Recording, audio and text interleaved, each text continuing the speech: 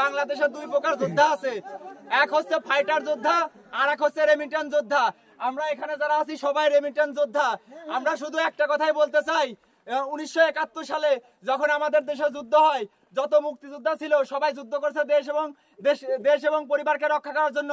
আর আমরা প্রবাসীরা, আমরা সকল প্রবাসীরা দেশ এবং পরিবারকে রক্ষা করার জন্য দিনের পর দিন, বছরের পর বছর প্রবাসের মাটিতে মৃত্যুর সাথে পাঞ্জা লড়ে যুদ্ধ করে যাচ্ছি এবং বাংলাদেশে আমাদের পরিশ্রমের টাকা রেমিটেন্স আমরা বাংলাদেশে পাঠাচ্ছি।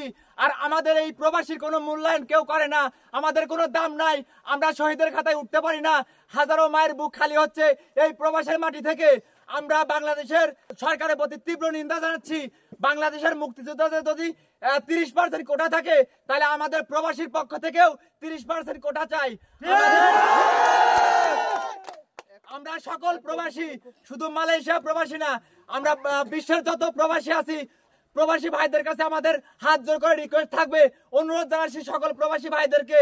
আমরা এতদিন কামাই করছি, বাংলাদেশে যদি আমরা টাকা না পাঠাই আমাদের পরিবার চলবে।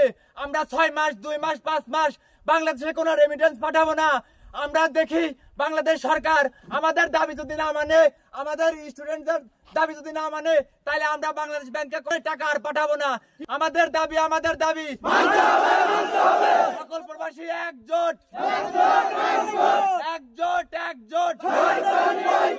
ওটা নাকি মেধা, আমি কে তুমি কে, কে বলেছে স্টুডেন্টদের কিছু হলে, স্টুডেন্টদের কিছু হলে প্রবাসী